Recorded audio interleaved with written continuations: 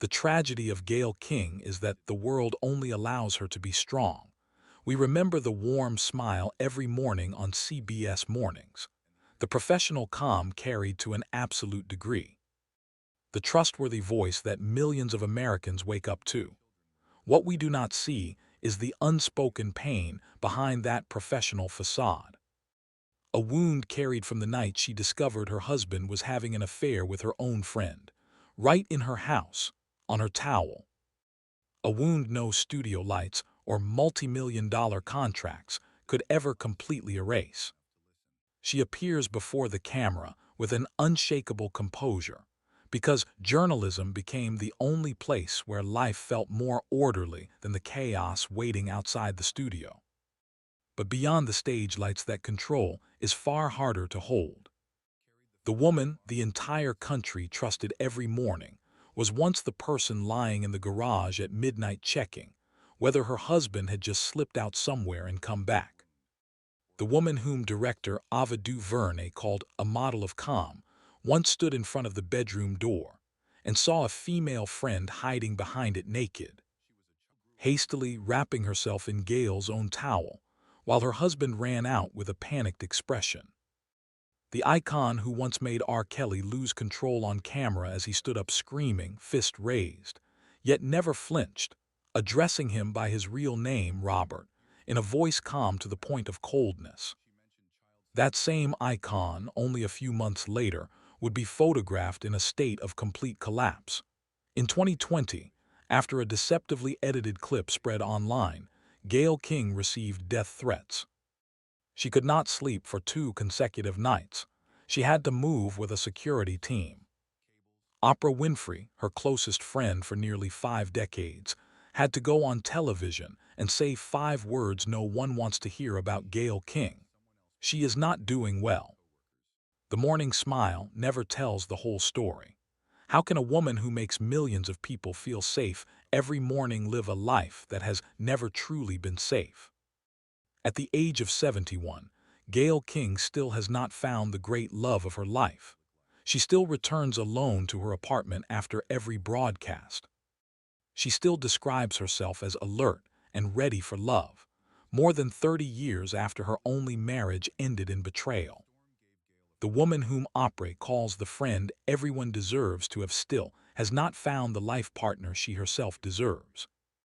To understand the strength that has captivated all of America, we must go back to the moment when the little girl Gayle King first learned that she was not like anyone around her. Gayle King was born on December 28, 1954, in Chevy Chase, Maryland, a quiet and largely white suburb just outside Washington, D.C. She was the eldest of 4 sisters. Her father, Emmett Scott King, was an electrical engineer working for the federal government, a quiet, serious man who believed in education and hard work. Her mother, Peggy King, was a full-time homemaker who kept the household running in order. It was a middle-class African-American home with structure, expectations, and love expressed more through discipline than through hugs. Then, in 1960, that stability was uprooted. When Gayle had just turned 6, Emmett's job took the entire family out of the United States to Ankara, the capital of Turkey, a Muslim country on the other side of the Atlantic, where the Turkish language, Ottoman culture, and religion were completely alien to a black little girl from suburban Maryland. No one in Ankara looked like her. No one spoke English the way she did. No one understood where she came from. 5 years in Ankara, from 1960 to 1965, from age 6 to 11, were long enough to completely change the way a child sees the world, yet not long enough for the child to truly belong there. In Ankara, little Gayle learned to observe, to read a room before entering, to adapt to whatever environment she was placed in. Skills that decades later would make her one of the sharpest interviewers on American television. But Ankara also etched into her something quieter and more persistent, the feeling of always being on the outside looking in. When the King family returned to Maryland in 1965, the 11-year-old girl discovered that she no longer fully belonged to the old place either. 5 years away from America had changed her too much to fit back into the world she had left, and that was the paradox that would haunt her for decades afterward. In 1972, Gayle entered the University of Maryland, College Park, majoring in psychology and sociology. Years later, she revealed the reason with her characteristic wit. She chose psychology because she liked giving other people advice. It sounds like a joke, but beneath it lies a deeper truth she perhaps had not yet recognized at the time. From very early on, Gayle placed herself in the role of the listener, the caregiver, the one who looks after others before herself. A pattern that would shape and sometimes imprison her throughout her life. In her friendship with Oprah Winfrey, in her 11-year marriage to William Bumpus, in 4 decades of journalism, there was another wound that also formed in those years, smaller but sharper. Gayle's grandmother once said something to her that she would remember forever, until she stood before photographer Uzi on a Mexican beach nearly 6 decades later. Mother Nature was not as kind to you as to the other girls. A remark from an adult, perhaps without malice. Yet it lodged in the mind of a young girl and stayed there for decades, whispering every time she looked in the mirror. Every time she stepped on the scale and shared the number 172 pounds with the whole world on Instagram in October 2020. Every time she wondered why she was still alone after more than 30 years. In 1976, when Gayle graduated from the University of Maryland at age 21 and stepped into the world of television with her first job at WTOP-TV in Washington, D.C., she carried 2 things. An extraordinary adaptability forged in Ankara, where a black little girl had to learn how to survive in a world where no one resembled her, and a deep need to belong, to be loved, to be seen for who she truly was. A need that her childhood away from home had never fully filled. That same year, the television station WJZ-TV in Baltimore was one of the few places in the American media industry where 2 young black women could coexist and work together without being janitors. Gayle King, 21, freshly graduated, had just been hired into the lowest position in the television hierarchy. Production assistant, the person who made coffee, photocopied scripts, and ran errands for the people who actually appeared on camera. Oprah Winfrey, born January 29, 1954, less than a year older than Gayle, held the position of evening news anchor at the same station and was the first black woman to sit in that chair in Baltimore. The 2 knew each other's names but were not yet close, belonging to 2 different levels in the same building, both literally and figuratively. Then a snowstorm hit Baltimore. Gayle could not get home. The roads were white. Cars could not move. Oprah did something so simple it was almost ordinary. She invited the production assistant to stay overnight at her place. That night in Oprah's small apartment, 2 black women not yet 22 talked until morning about work, about family, about men, about fears, about ambitions, about everything that 2 young black women in the media industry of 1976 had no one else to talk to about. When the sun rose over snow-covered Baltimore, a friendship had begun that neither of them knew would last nearly half a century. The snowstorm forced 2 strangers to stay together. And that is how real friendship often begins, not by choice but by circumstance.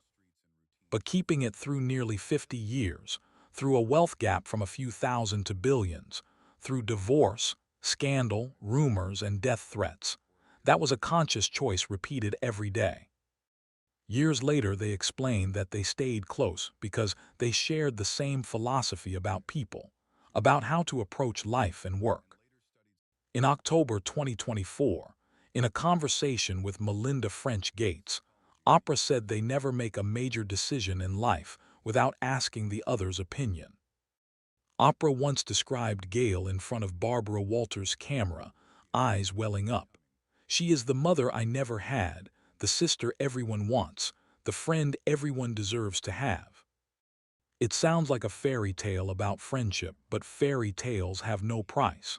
And this friendship has an enormous cost that few people see. The first cost is identity. For decades, ever since opera became a national television phenomenon with the Oprah Winfrey Show in the late 1980s, Gayle was reduced by the world to four words: opera's best friend.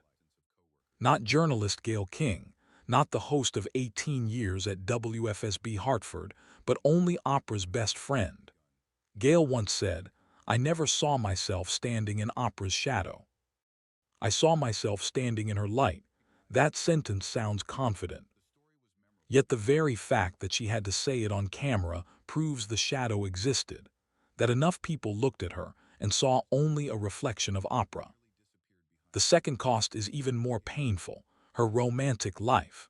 Rumors that Gayle and opera had a romantic relationship clung to them for decades. On the Call Her Daddy podcast in May 2026 with Alex Cooper, Gayle admitted the rumor directly affected her dating life. She once begged Oprah to go on the Oprah Winfrey Show and publicly deny it, but Oprah did not think it necessary. Gayle said bluntly, "Getting a Saturday night date is hard enough already, and when people think we're gay, how is that supposed to work? If we were, we would just say so." Oprah, for her part, believed people perhaps were not used to seeing two women with a bond that genuine. Both views are correct. Yet only one person paid the price in her dating life, and that person was Gayle. The third cost is the most subtle: loneliness inside the closest relationship. Oprah once said, "Gayle is happier for my success than I am for myself." You cannot out-happy her. It sounds extraordinarily beautiful. But when a person spends a lifetime being happier for others than for herself, when her greatest quality is the ability to be happy on behalf of someone else, then who is asking whether Gayle King is truly happy? Or does everyone simply assume she is fine because she always looks fine? The girl who never belonged anywhere in Ankara finally found someone who made her belong, yet belong in a way the world continually misinterpreted, continually labeled, and continually used to shrink her into a supporting version of someone else.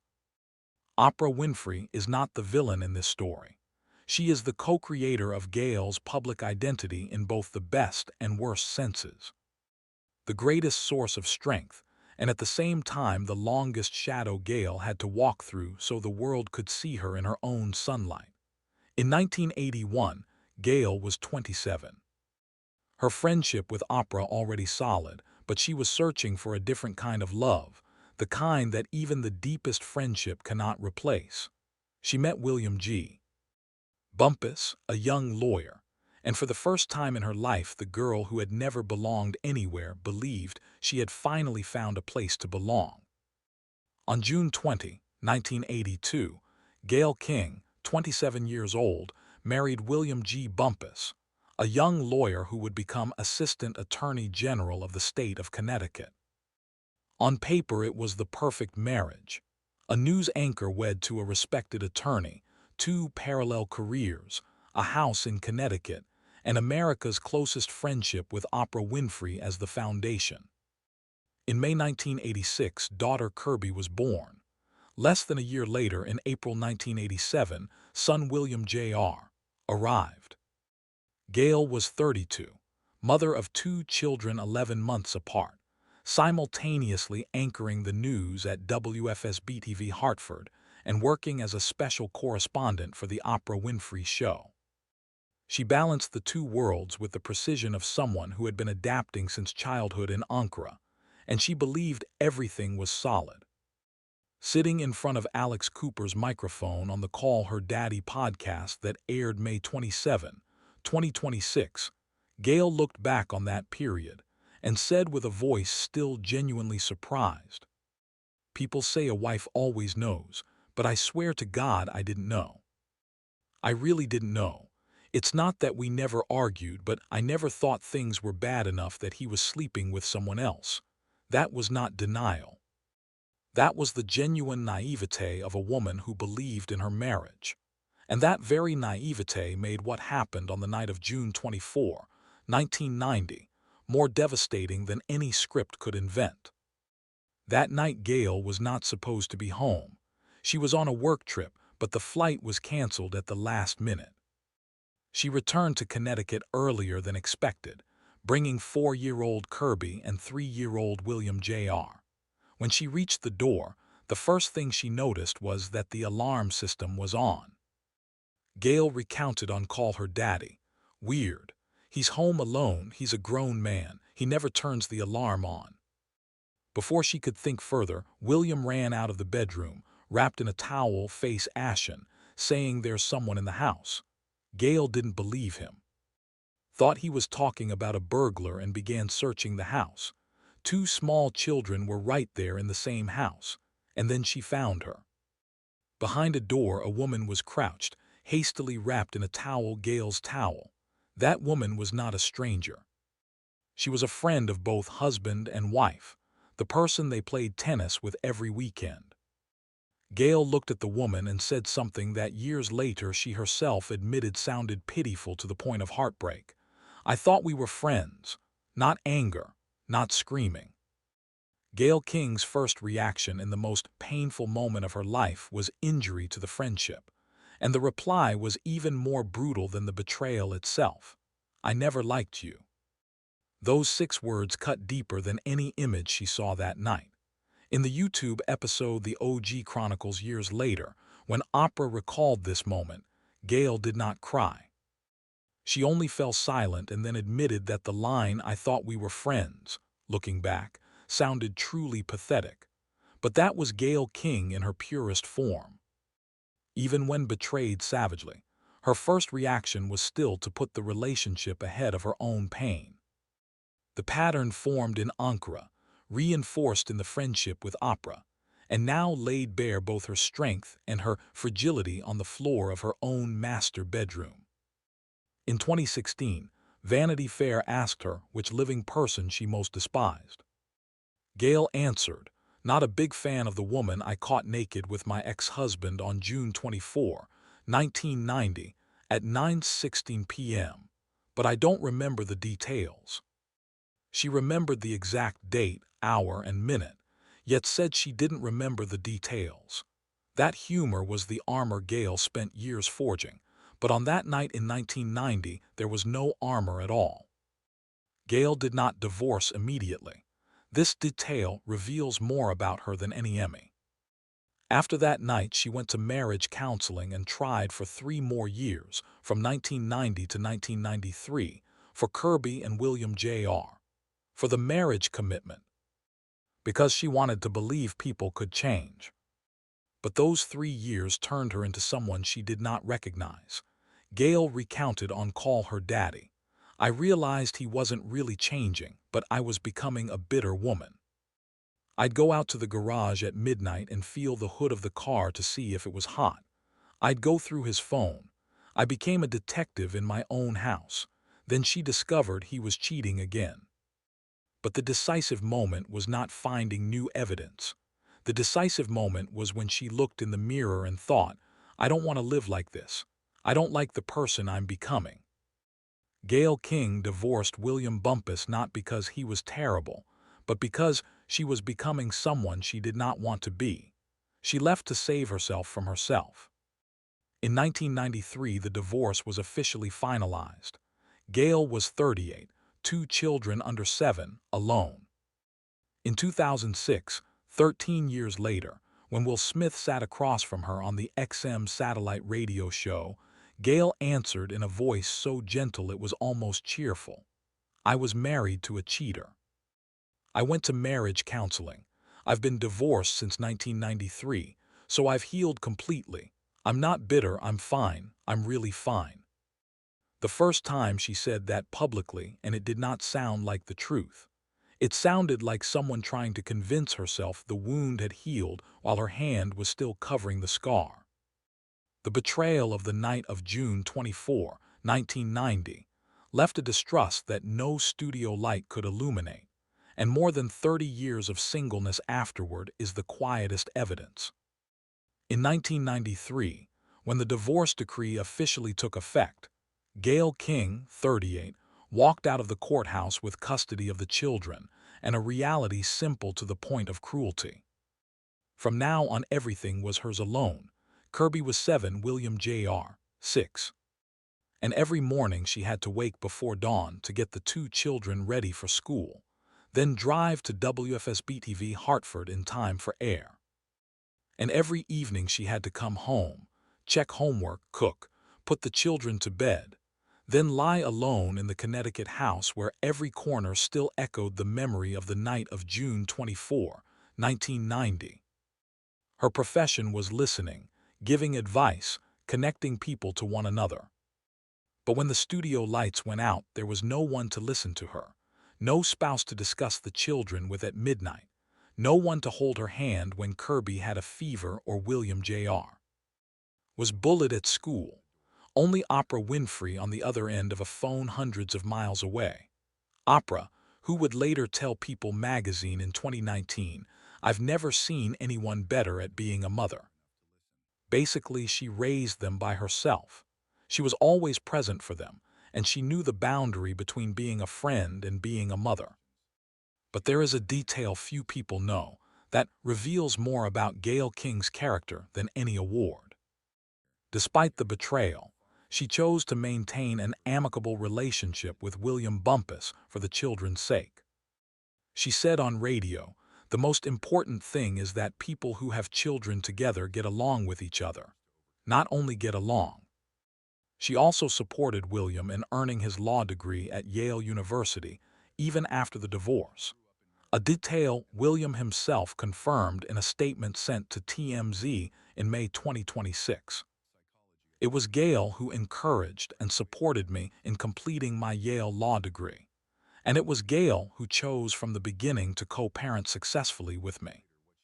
The woman who caught her husband naked with her friend helped that same husband earn a law degree from one of the most prestigious schools in the world. That was not weakness. It was the conscious choice of a woman who refused to let pain turn her into a bitter person. She left the marriage to save herself from becoming the woman who felt car hoods. And she would not let hatred turn her into another distorted version of herself. Meanwhile, her career continued in a strange state that few in the media industry ever experience. Present everywhere, yet never recognized under her own name.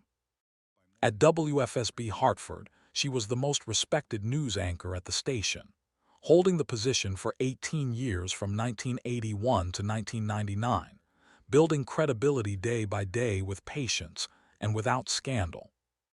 But to the rest of America, she was the special correspondent for the Oprah Winfrey Show, Oprah's best friend, the name that always stood behind another name. In 1997, she had her first chance to step out of that orbit. Her own talk show called The Gayle King Show, airing nationally through CBS's iMark Entertainment. It was canceled after exactly 1 season because of low ratings. That failure hurt not only for itself. It hurt because in the eyes of the media it confirmed exactly what the skeptics had always said. She was famous only because of Oprah. On her own, she could not stand. In 1999, she left WFSB and moved to become an editor at O, the Oprah magazine. The career continued to grow, but again inside the orbit of the same star. Then came the radio program The Gayle King Show on XM satellite radio, then a talk show on the Oprah Winfrey Network. Every platform tied to one name, and that name was not Gayle King. For nearly 20 years, from 1993 to 2011, Gayle existed in a state that perhaps only she fully understood. Having a career but no independent professional identity. Having income but no separate reputation. Having a platform but a platform that always carried someone else's name. Having the deepest friendship anyone could wish for. Yet that very friendship being the reason the world never looked at her with her own eyes. The girl who never belonged anywhere in Ankara now belonged somewhere, but that somewhere carried someone else's name. And she was the second part of the phrase opera and Gayle that never became Gayle and opera.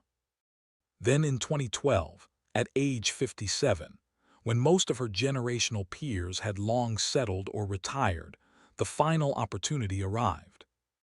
CBS invited her to co-anchor CBS This Morning with Charlie Rose and Norah O'Donnell. For the first time in a career spanning more than 3 decades, Gayle King had a national stage with Oprah Winfrey's name nowhere on the logo. In January 2012, Gayle King, 57, sat in the co-anchor chair of CBS This Morning for the first time. At an age when most of her generational colleagues had long been established, she was only beginning on the national stage. 36 years in the profession, 18 years at a local station. One canceled talk show, nearly 2 decades called Oprah's best friend, all of it to reach this chair. Her interview style was something no journalism school could teach, sharp yet empathetic, direct yet warm. She never attacked the interview subject yet never allowed them to escape. She asked the hardest question in the room in the softest voice in the room. And that combination lowered the other person's defenses long enough for them to say the truth they had not intended to say. That skill was forged from 18 years at a local station, where no producer wrote the questions in advance. From a psychology degree at the University of Maryland, where she learned to read people before she learned to read a teleprompter. And from the lived experience of betrayal, where she learned that the most important thing is not the words people say, but the silence between those words. For the first time, American audiences began calling her Gayle King of CBS rather than Oprah's friend. Then, in November 2017, Charlie Rose was fired amid a series of sexual harassment allegations. The program lost half its brand overnight, and Gayle had to go on air the next morning in the void her colleague left, looking straight into the camera and telling America that she was both heartbroken and angry. The familiar pattern, when everything around collapsed. Gayle King was the one who held everything together with the calm forged from the night. She discovered her husband's affair through the mornings of raising children alone. But the true peak arrived in March 2019 after the Lifetime documentary Surviving R. Kelly. R&B singer R. Kelly was indicted on 10 serious sexual abuse charges. CBS This Morning secured the first exclusive interview, 80 minutes of direct confrontation. What happened in the studio that day became one of the most iconic television moments of the 21st century. Midway through the interview, R. Kelly completely lost control, leapt to his feet screaming, "I'm fighting for my life. You're killing me with this garbage." Fist raised, face contorted, his tall frame casting a shadow over the 64-year-old woman seated below. Gayle King did not move, did not flinch, did not panic, did not look to the crew for help. She sat still, back straight, eyes locked on him, and when the storm passed she called him by his real name in a voice calm almost to the point of gentleness. "Robert." She later said that in that moment she quickly assessed whether he was truly dangerous, decided he was not, and continued. But the world did not see the calculation inside her head. The world saw the image, a 64-year-old black woman sitting motionless before a man who was screaming and threatening, and she was the one in control of the situation. She was the one with the power. She was the one he had to answer to. In the historical context of America, where black women have endured centuries of being yelled at, threatened, and forced into silence, that image carried symbolic power far beyond any interview. Director Ava DuVernay wrote on Twitter, "The most striking thing is how direct, clear, and unadorned Gayle King's questions were. She asked exactly what most of us would ask if we were sitting in that chair. It's crazy that that is so rare." Activist DeRay McKesson called her unflappable. PBS correspondent Yamich Alcindor called it a masterclass in interviewing. And if you pull the camera far enough back, you see the entire journey. The woman who once sat in the garage at midnight feeling car hoods, because she had lost control of her own life, now sitting before a human-shaped storm and not moving an inch. 29 years between those two images. From the bedroom floor in Connecticut in 1990 to the CBS studio in 2019 is the complete journey of a woman who learned to turn pain into calm and betrayal into composure. That same year Time magazine named Gayle King to its list of the 100 most influential people in the world under her own name, not in the opera section, not with a caption calling her someone's best friend. Her CBS contract was raised to at least $11 million a year, later increased further to $15 million, making her one of the highest-paid journalists in America. She has won 3 Emmy Awards, the Walter Cronkite Award for Excellence in Journalism, the Gracie Award in 2008, the Matrix Award in 2010, and was honored by Variety at Power of Women in 2017 for her contributions to the nonprofit SEO Scholars that supports underprivileged students. The girl who never belonged anywhere in Ankara, the single mother who raised 2 children in a house echoing with betrayal, the host called opera's best friend for 2 decades, now stood at the absolute peak of American journalism on her own merit. But titles and salaries are never perfect armor. On January 26, 2020, a Sikorsky S-76B helicopter crashed into a hillside in Calabasas, California in dense fog. Kobe Bryant, 41, his daughter Gianna, 13, and 7 others were killed. America sank into mourning. Television networks went dark. Social media overflowed with candles and flowers. An entire generation that had grown up watching Kobe Bryant play basketball was grieving the man they had considered immortal. In the midst of that atmosphere, Gayle King conducted a long, multi-topic interview with Lisa Leslie, a WNBA star and longtime close friend of Kobe. The interview covered many aspects of Bryant's life and legacy. But in one section, Gayle asked Lisa Leslie whether Kobe's legacy was complicated by the 2003 sexual assault case in Colorado. The case that was later dismissed when the accuser refused to testify in court, and the two sides reached a civil settlement in 2005. It was a journalist's question, the kind any serious reporter would pose in a comprehensive interview about the legacy of a public figure. But CBS took exactly that portion, cut it into a short clip stripped of all context, and posted it to the network's social media accounts on February 4. The clip went viral within hours, and the storm arrived at a speed Gayle King could not prepare for. Social media exploded. Gayle was called a defamer of the dead, attacked in character, cursed in every language the internet could produce. But the worst did not come from anonymous accounts. It came from Snoop Dogg, one of the world's most famous rappers with tens of millions of followers. Snoop Dogg posted a video on Instagram looking straight into the camera, cursing Gayle King in the crudest language, and appearing to threaten her life before millions of viewers. That video was not an anonymous Twitter comment. It was a globally famous man looking straight into the lens, aiming straight at a 65-year-old woman. A few days later, Oprah Winfrey appeared on NBC's Hoda and Jenna and Friends and said the 5 words no one wants to hear about Gayle King. She is not doing well. Oprah continued she has to travel with a security team. She feels completely under attack. She hasn't slept in 2 days. The calmest woman on American television, the one who had sat motionless while R. Kelly screamed only months earlier, was now afraid for her own life.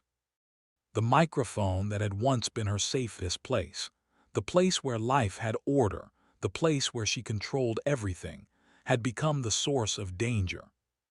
The familiar haunting pattern reappeared. What Gayle trusted turned around and betrayed her. Her husband had betrayed her inside her own house. Her friend had betrayed her with the words, "I never liked you." And now the American public, the people she had served every morning for years, had turned around and threatened to kill her for an interview question that they themselves would have asked if they were sitting in that chair. Gayle blamed CBS for the way the clip was cut and posted out of context, but she never blamed the question. She believed it was the right question, asked the right way inside a far broader interview that social media audiences never watched. Snoop Dogg later deleted the video and publicly apologized. "I was raised better than that. I'm sorry for the language I used and for being disrespectful." Gayle accepted the apology with a short professional statement. But an apology does not erase 2 sleepless nights, does not erase the real fear of having to move with bodyguards, does not erase the feeling that at any moment any question, no matter how correct, could turn her from the most trusted person into a hunted target. A few weeks later, at Opera's 2020 Vision Tour event, Gayle stood before an audience and spoke about what had happened in a voice listeners could still hear trembling. "It really shook me. I always try to operate under the principle of do no harm. That was definitely a lesson, and it was very painful." Then she continued and her voice hardened. "But I put on my fight face and my big girl pants because I never forget who I am, what I believe I am, and what my intention is. I'm fine." The second time she said that sentence publicly, and this time it did not sound like the self-persuasion of 2006 on the radio with Will Smith. This time it sounded like armor, like a woman deliberately putting on a suit of iron before stepping outside because she knew the world outside could kill her. She was fine not because she was truly fine, but because she chose to be fine, because the alternative was to collapse. And Gayle King does not allow herself to collapse in front of the camera. If there is a single piece of evidence that Gayle King has lived her life the right way, that evidence is not 3 Emmy Awards, not a $15 million contract, not a Time magazine cover. That evidence is Kirby Bumpus and William Bumpus Jr., the 2 children she brought home from the hospital less than a year apart. Raised almost entirely alone from the ages of 7 and 6, in the Connecticut house that still echoed with the memory of the night of June 24, 1990. Grew up into 2 adults any mother in the world would cry with pride over. Kirby Bumpus, born in May 1986, the firstborn daughter Gayle carried at 31 while still building her career at WFSB Hartford. Graduated from Stanford University in 2008 with a double bachelor's degree in psychology and human biology, then earned a master's degree at Columbia University. At Kirby's Stanford graduation, the keynote speaker was Oprah Winfrey, her godmother, the woman who had been with Gayle since the Baltimore snowstorm of 1976. Kirby later worked in the administration of President Barack Obama, then moved into public health and social impact. Like her mother, she chose a profession of serving others before thinking of herself. The pattern passed from Ankara through Baltimore through Hartford to the next generation without anyone having to teach it in words. In 2020, Kirby married Virgil Miller, a longtime friend of Oprah's. Oprah herself had introduced them. The wedding took place at Oprah Winfrey's home, and here once again the Oprah paradox appeared in the most private moment of Gayle's family. Her daughter's wedding was held at her best friend's house, not at her own. The groom was a friend of her best friend. The bride's godmother was her best friend. Not because Oprah was invading, but because they truly were family. The boundary between King and Winfrey had long since dissolved. In September 2021, Kirby and Virgil welcomed their first son, Luca. Gayle announced the news on CBS Mornings in a voice trembling with happiness. "I've wanted to be a grandmother for a very long time, and it's really special when you see your own child become a parent. I'm crazy about that little boy." Then she added with her characteristic smile, I was holding the baby and Kirby said, "Mom, you have to support the baby's neck." And I thought, oh right, actually Mom knows how to do this. In May 2024, Kirby gave birth to their second child, a daughter named Grayson. Gayle shared on Instagram, "Grandma's favorite granddaughter, Grayson, has arrived." In the months after Luca was born, Gayle and Kirby recreated a photograph from 1986. The original showed Gayle with her mother, Peggy, Gayle holding newborn Kirby. The new photograph showed Kirby with Gayle, Kirby holding newborn Luca. 3 generations of women, same pose, same gaze, 35 years apart. Silent evidence that some things are passed from mother to daughter not by genes, but by the way you hold a child in your arms. William Bumpus Jr., born April 28, 1987, Gayle's only son. Her favorite son, as she always jokes, because of course she has only one son, William Jr. Graduated from Duke University in 2009 with a bachelor's degree in psychology and Asian and Middle Eastern studies, then earned a degree at Stanford. He did not enter media like his mother. He chose finance, becoming managing partner at Phoenix Rising Capital and Concrete Rose Capital, building his own career in California far from his mother's studio lights. In 2024, he married Elise Smith. In August 2022, Gayle posted photos of the two of them walking from Central Park to Harlem, eating French-style crepes with caramelized bananas at Boulevard Bistro. Walking 4.5 hours round trip, no cameras rolling, no production team, just a mother and son strolling the streets of New York in the August sun. She wrote, "I love this kid. Simple, almost to the point of ordinary, and that very ordinariness is the most precious thing Gayle King has." Now if you step far enough back to see the whole picture, the woman whose husband betrayed her with her friend on the floor of her own bedroom raised 2 children into Stanford, Duke, and Columbia graduates almost entirely alone while building a career from a local station to the national peak. The woman whose grandmother said Mother Nature was not kind to her now has 2 grandchildren who call her with laughter. But this narrative refuses to idealize. The children's success does not erase more than 30 years of loneliness. Every evening after CBS Mornings ends, after the studio lights go out, after the crew goes home, Gayle King still returns alone to her Manhattan penthouse. Grandchildren bring joy, but a grandmother's joy is not the love of a life partner, and that is the thing she has never found again since 1993. There is one final detail worth noting. In 2024, after Gayle appeared on the cover of Sports Illustrated swimsuit, William Bumpus Sr., the man who had betrayed her 34 years earlier, publicly offered praise. "I treasure you more and more as time goes by, when I see our extraordinary children and grandchildren." 34 years after the night of June 24, 1990, the man who once ran out of the bedroom wrapped in a towel finally saw the value of the woman he had lost. Too late to change anything, but perhaps enough to heal one last wound.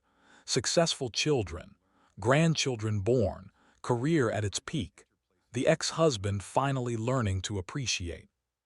But there is one battle Gayle King has fought longer than the battle with loneliness, longer than the battle to escape opera's shadow, longer than the battle to build a career from a local station to the national peak, the battle with her own body.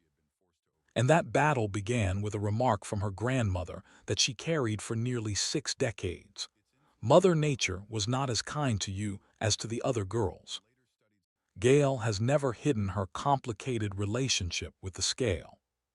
She joined Weight Watchers multiple times in her life, often with Oprah, 2 best friends counting calories together the way they counted decades. In October 2020, in the middle of the COVID-19 pandemic, she posted a photo of the scale on Instagram, the number 172 pounds clearly visible, and wrote, "Crisis. The doctor said my ideal weight is 163 pounds. That's not happening anytime soon. Blame Corona isolation and the Halloween candy corn I just bought. In January 2023, she stepped on the scale again in front of the camera. 167.6 pounds, still short of the 160 goal. In 2026, when her face looked noticeably thinner, social media erupted with rumors that she was using GLP-1 weight loss drugs, what the internet called Ozempic face. She said she works out 5 to 6 days a week, but no matter how she explained it, her body once again became a public topic of discussion that she could not control, just like her dating life, just like her friendship with Oprah, just like the interview question about Kobe Bryant. The world always claimed the right to judge the things that belonged to her without asking her opinion. Then in May 2024, the thing Gayle King had never dared to dream happened. Sports Illustrated swimsuit, the world's most iconic magazine of physical beauty, chose her as one of 4 cover stars for its 60th anniversary issue alongside Kate Upton, Hunter McGrady, and Chrissy Teigen. She was photographed by Uzi on a Mexican beach wearing a one-piece swimsuit by designer Male Coronel, sitting by the pool, hand touching the water, smiling. But the most memorable moment was not the photograph. It was the morning of May 14, 2024, on CBS Mornings. Gayle was congratulating Kate Upton and Hunter McGrady on their SI swimsuit covers when the two models suddenly announced, "Gayle is on the cover too." She screamed, jumped out of her chair, eyes wide in disbelief. "I'm on the cover. They told me I was only inside. This is going to be on newsstands. Oh my God." Then she explained why this was almost unbelievable to her. "You're talking to someone whose grandmother once said Mother Nature was not as kind to you as to the other girls. I never saw myself that way. I still don't see myself that way, but when I look at that picture I think I look beautiful."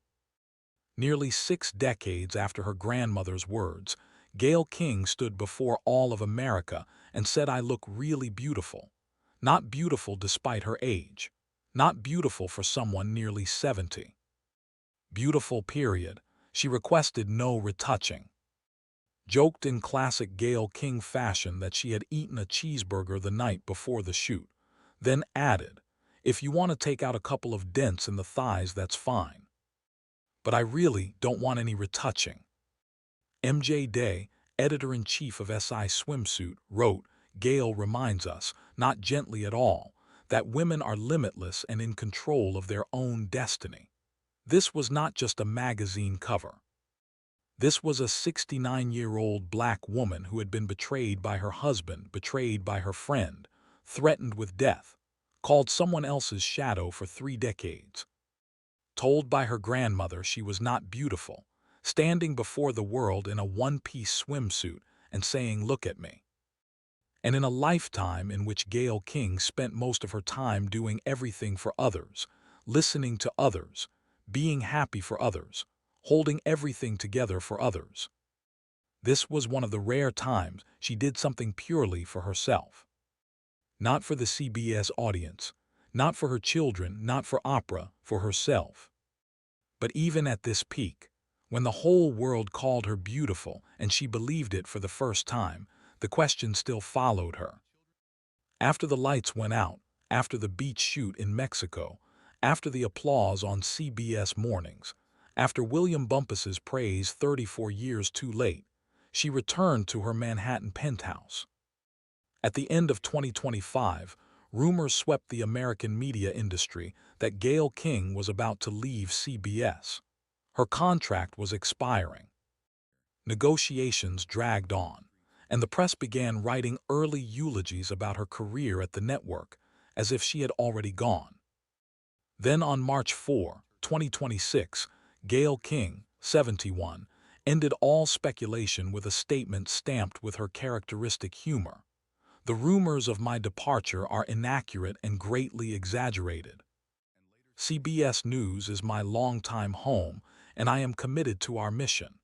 I am very excited to continue at CBS Mornings." As always, I am ready for new adventures here. It took a little time, but we got there, and now that we're here, I'm all in. It took a little time, but we got there. Those 8 words sound like they are about the CBS contract. But if you have followed the entire journey, you know they contain far more. 36 years from local station, WFSB, Hartford, to the national anchor chair. 18 years called opera's best friend before being called by her own name. One talk show canceled in 1997 before CBS called in 2012. Never easy, never fast, but she always arrived where she needed to be. Yet there is one place Gayle King at 71 still has not reached. More than 33 years after divorcing William Bumpus, she has not remarried, has no public partner, has not found the person she calls the great love. Not because she has not tried. She once accidentally dated a man and then discovered he still had a wife. He explained he was separated. She recognized the warning signs and cut it off immediately because Gayle King had lived through the night of June 24, 1990. And she knows exactly what deception looks like when it stands in front of her. In 2025 and 2026, she faced a bizarre version of loneliness. AI-generated fake images circulated online showing her engaged and married to a wealthy businessman. She had to go on CBS Mornings to correct the record before millions of viewers. She laughed, and that laugh carried both humor and a bitterness only someone who has lived it can hear. The man who has captured her heart is a prominent figure in the business world. Where is he? I want to meet him. Show up. Co-anchor Nate Burleson joked, so all you guys watching, take your shot. She's still single. The whole studio laughed. But beneath the laughter is the truth no one wants to say outright. She wants that AI man to exist for real. Gayle once shared on The Talk in 2019 what she looks for in a partner: humor, intelligence, natural teeth, no smoking, heightened depth of character. Equally important, she described the ideal date. I like a good restaurant, I like a movie, I like dinner and a movie, and then talking about the movie, simple to the point of heartbreak. The woman with a $50 million net worth, a $7 million Manhattan penthouse, a friendship with the wealthiest woman in media history, wants dinner and a movie. She describes herself as alert and ready for love. She also told Vanity Fair, "If I meet the great love of my life, you'll hear it here first." She has said that sentence for years across multiple interviews, and the announcement has never come. There is a very specific loneliness of the successful woman at 71. She has everything the world can measure: money, fame, awards, children and grandchildren, a 50-year friendship, but lacks the thing the world cannot measure. Someone who holds her hand when the lights go out. Someone who asks how her day was and actually wants to hear the answer. Someone who is there when CBS Mornings ends, and she returns home at 10 in the morning, while the rest of the world is still at work. Then in May 2026, 36 years after the night of betrayal, Gayle sat in front of Alex Cooper's microphone on the Call Her Daddy podcast, and for the first time told the full detailed story. The towel, the alarm system, the line "I thought we were friends," the reply "I never liked you," the 3 years of feeling car hoods, the moment looking in the mirror and deciding to leave. Why now after 36 years? Because she had finally healed enough to speak without pain. One day after the podcast episode aired, William Bumpus issued a second public statement through TMZ 33 years after the divorce. "I am haunted by that choice. I am sorry for the pain I caused decades ago. I am forever grateful to Gayle." Gayle responded to TMZ in a voice anyone who has followed her for 20 years would recognize instantly. Yet this time it was different. This happened so long ago. Both of us have healed. Both of us have moved on. The reason I can speak so openly is that so much time has passed. I am in a very good place, and so is he. The third time she said I'm fine publicly. But this time, For the first time in the 20 years since she said it to Will Smith on the radio in 2006, it sounded like the truth. Not the self-persuasion of the first time. Not the armor of the second time after the Kobe incident. This time at 71 after 36 years, it sounded like a woman who had truly set the wound down. Not because the wound had vanished, but because her hands had finally grown tired, and she allowed herself to let go. Gayle King is not the flawless legend of American journalism. Nor is she a tragic story of a woman betrayed and living alone for 3 decades. She is someone who has lived at both extremes of human experience. And it is precisely the distance between those two poles that creates the real person she is. She is the one who sat motionless before R. Kelly as he screamed and threatened with a calm all of America called unshakable, and also the one who once lay in the garage at midnight placing her hand on the car hood to check whether her husband had just slipped out somewhere and returned. She is the 2019 Time 100 cover of the most influential people in the world, and also the one who once accidentally dated a married man without knowing. She is the person Oprah Winfrey describes as the friend everyone deserves to have, and also the person whose friend looked her straight in the face on the floor of her own bedroom on the night of June 24, 1990, and said, "I never liked you." She is the happy grandmother of Luca and Grayson, the one who jumped for joy announcing their births on CBS, and also the one who returns alone every night to her Manhattan penthouse after the studio lights go out, remembering only the glorious moments, the Emmys, the $15 million contract, the Sports Illustrated cover, is to whitewash her story and make her less human. Conversely, remembering only the painful moments, the betrayal, the death threats, the 33 years alone, is a profound injustice to the legacy she has built. That legacy does not sit in a trophy case. It does not reside in million-dollar contracts. It does not reside in the 50-year friendship with Oprah Winfrey, even though that friendship is one of the most extraordinary relationships in American media history. Gayle King's legacy lies elsewhere, in 3 places no award can measure. First, she changed the way interviews are conducted on American television. In an industry where sharpness usually equals cruelty and warmth usually equals weakness, Gayle King proved that you can ask the hardest question in the room without losing compassion. That you can make R. Kelly lose control with the gentlest voice, that real power on camera does not come from aggression but from calm. Second, she proved that standing beside does not mean standing behind. For nearly 5 decades, the world tried to shrink her into a supporting role in Oprah Winfrey's story. And she refused, not by leaving Oprah, but by becoming fully Gayle King right beside Oprah. You can be the best friend of the most famous woman on television and still be yourself. Those two things are not mutually exclusive, and Gayle King spent 40 years proving that to the world. Third and deepest, she showed that real strength is not never falling. She fell. She lay in the garage feeling car hoods. She went 2 nights without sleep from fear. She stood on the scale in front of the camera and called the number 172 pounds a crisis. She said, "I'm fine," while her hand still covered the scar. Gayle King's strength is not never falling. It is choosing to get up every morning at 4:30 while it is still dark, while all of America is still asleep, driving to the studio, sitting in the chair, letting them do her makeup, looking into the camera, and smiling even if the night before she went home alone.